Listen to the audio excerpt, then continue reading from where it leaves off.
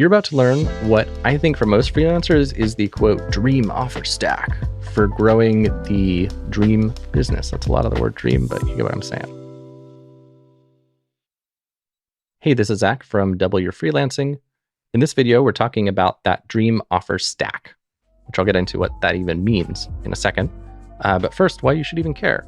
So by having a really nice offer stack, also known as a product ladder or like an ascension funnel, you allow yourself to work with the very best, highest paying clients for your bespoke work, while also being able to provide value to people who are a little bit newer and help to nurture them into high paying top tier clients. So you kind of get the best of both worlds, or all three worlds really. If you've seen the other video we have about the big mistake freelancers make, which is working with newbies, this is kind of an answer to that. Because sometimes we want to help newbies. We just can't really afford to help them one-on-one. So let's talk about this idea of an offer stack / product ladder. So the idea is that you have this spectrum of like leverage for your time. On one end, let's say you create a course. Let's pretend you're a web developer and you make a course called How to Develop Your Own Website. Once you've made the course, someone can buy it, take it, improve their website. It didn't take you any time. And then on the other end, you've got bespoke services where someone hires you, you build the whole website for them, and it takes you all the time in the world.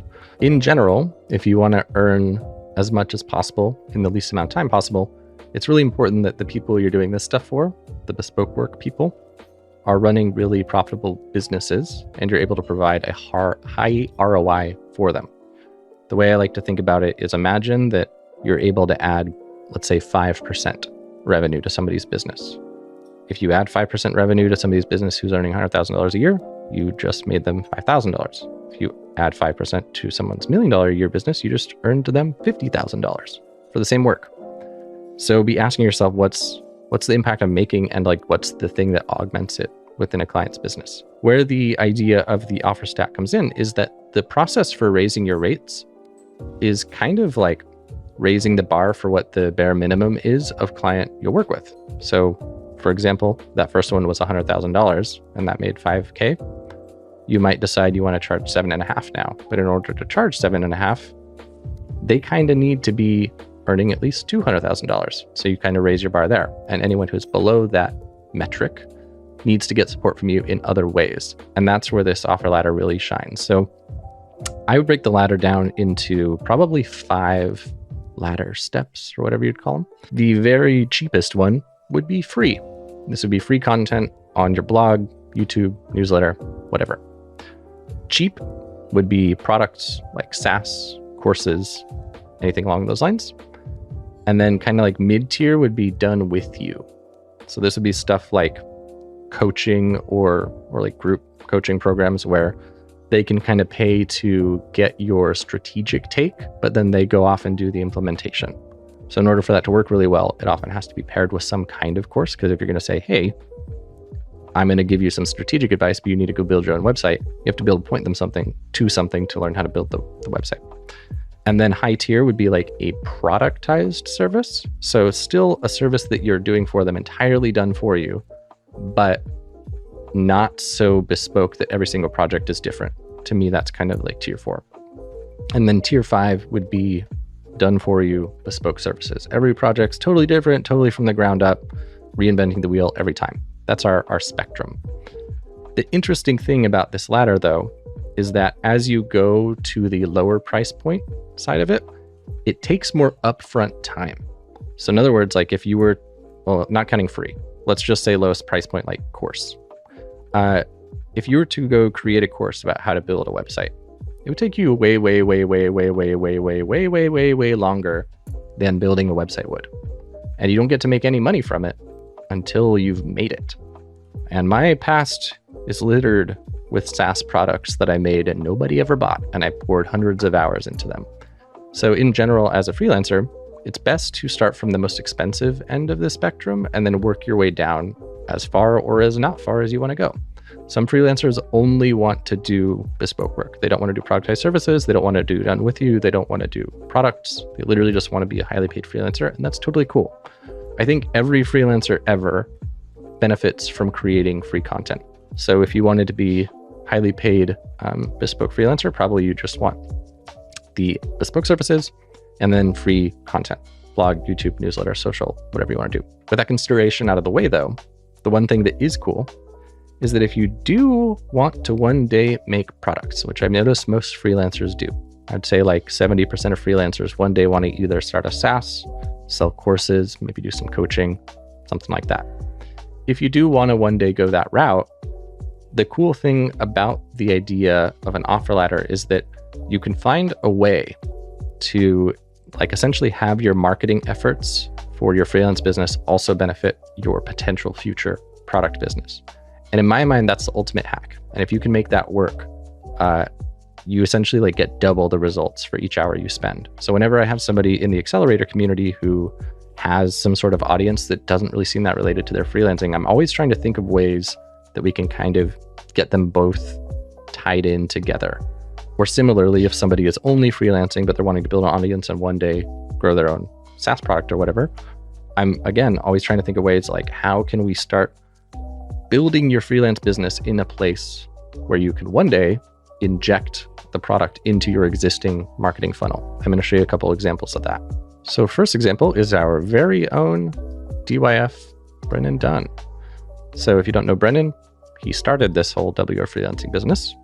And these days, his big focus is on his SaaS product called WriteMessage, which is a SaaS tool that allows you to essentially like personalize your website and increase your conversions as a result. He created this thing out of a need for DYF. And what's been interesting to watch about his evolution here is that he bought out his co-founder a little bit ago. So he's like solo dev, solo running the business now. But he was having a problem, which is that his onboarding for the SaaS wasn't very fluid. He needed it to be smoother. And I thought it was pretty clever how he addressed that, which was that he'll just do it for you. And so in Brennan's case, he did it almost in the inverse with his product ladder here. He started with WriteMessage, and then he was finding when running WriteMessage that he kind of missed sending out newsletters, because by the time he was really deep into WriteMessage, he wasn't doing much in the DYF area anymore, and he missed sending the DYF newsletter. So he started Create and Sell, which is email marketing advice. And this is a tool to enhance your email marketing. So what Brennan has in this offer ladder now is that we've got the top of funnel, free content, nurturing kind of thing. And then that funnels people into WriteMessage. And then basically you can set up WriteMessage yourself. It's just a product. Everyone can set it up. But for the big ballers who are running 7-figure businesses that want it set up by an expert, he has the Slice and Dice agency. So you can see his offer stack here. He doesn't have, to my knowledge, any Done With You program. He doesn't have something where it's like a coaching program where he does a little bit of teaching, you often do it. So he has basically product services. Another cool example of this, Zach Spuckler, is who I learned Facebook ads from. So he has a bunch of courses and stuff that are mostly beginner oriented. So he has like a lot of courses around creating a tripwire funnel, running Facebook ads, that kind of thing. But what's interesting is that he also has an agency, an ads agency, and I think even does launch management as well. I think Zach probably has a hard time getting people to ascend into his agency from his courses, because most of his offers on the front end, like most of his courses and stuff, are pretty low ticket, and they're targeting people who are like just starting their course creator business. So in order to nurture somebody from that point to the point where they could afford his agency or launch management takes a long time. It's a very long game. But the thing to remember, the thing I try to remind myself, is that the cool thing about Zach's business is that by having a low ticket offer, he can afford to run Facebook ads for his business. Most freelancers can't really make Facebook ads work because, again, we need to target people who are doing really, really well in order to actually turn a profit. And Facebook ads just don't have that level of targeting to be able to only show it to people who are running 8-figure businesses. So Facebook ad is like a super wide net. And for Zach, by offering lower ticket programs, he allows himself to provide value to people at scale. And a very small percentage of those people turn into clients for the agency. And then there's this additional augmenter that I came to appreciate from my conversations with Maya in the 6 months to 6 figures podcast series here on the DYF podcast. Maya got a lot of referrals from people who follow her on Instagram, but the people who follow her on Instagram would never become clients. They just see Maya in their minds as like the authority on branding design. And so if they meet somebody out in the world who needs branding, they connect her with Maya. And I imagine Zach gets a lot of referrals as well from beginner course creators who know of Zach as running an ads agency, even though they can't afford him yet. And then they talk with some more experienced course creators saying they want to run ads. And they're like, oh my gosh, you should learn from this Zach guy. So that's a pretty cool thing that he's got going on. And I think you could probably say the same about Brennan. I'm going to have a chat with Brennan soon to see exactly what his email funnel looks like for how people are finding their way from create sell into slice and dice. But I digress. The thing I really want you to take away for both of these is not to get overwhelmed thinking you need to create a product right now, because I think you probably don't. In 99% of freelancers' cases, creating a product is a big waste of time and a big distraction. And they should really be focused on finding a predictable way to get clients first, finding a way to really get a lot of leads coming in first, and only once they own a very large audience and a very good way to get traffic should they consider a product. So I'm not telling you to create a product. What I am telling you is to be thinking a few steps ahead. If you're doing your freelance services now and you know one day you want to make blah, blah, blah, blah, blah type of product, be thinking about ways where doing marketing for one helps you in the other. Every time Zach talks about running ads successfully, he's creating some degree of interest in somebody hiring his ads agency. So Brennan sends out an email pretty much every week, either about email marketing or personalization or something along those lines. And every time he does that, he's building just a little bit of interest in either his software tool or his agency. And so I think I've kicked this dead horse long enough. You get what I'm getting at.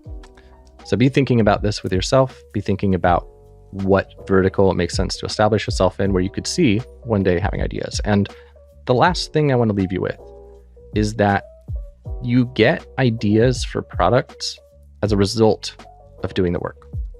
So if you don't have any product ideas now, please don't let that prevent you from pursuing a market as a freelancer. I think it would be a very, very, very big mistake to say, I can't choose my freelance niche until I'm sure that it's one that aligns with a product I would want to make one day.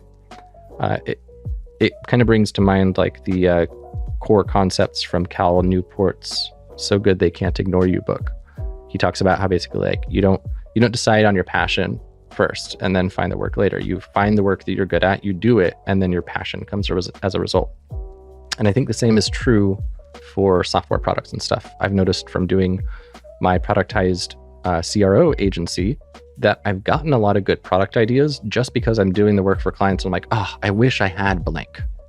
Surely there's got to be a better way to blank.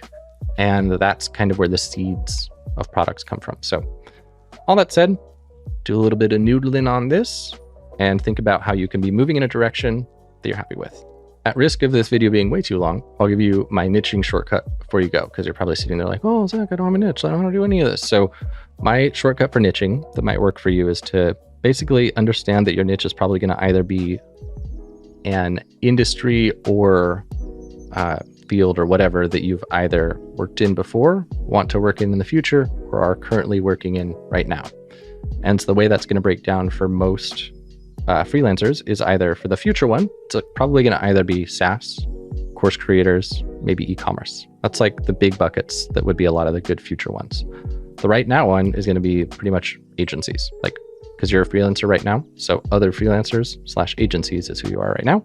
And then past is going to be any past jobs you've worked or past clients you've worked with, whatever industry or kind of space they're in. My personal favorite is to go for the future one because I have ADHD. I like things to be interesting. And so by me knowing I want to be a course creator, I mean, I am a course creator now at DYF, so it's blending from future into present. But regardless, I really like talking with course creators. I like immersing myself in that world. So for me, picking a niche, I just say, boom, course creator, done, niche chosen. As long as this thing you want to be in the future or present or past has a valuable problem to solve and the money to spend on your services, if you're serving the successful people within it, it's a viable niche. So many things to think about. I will see you in the next video.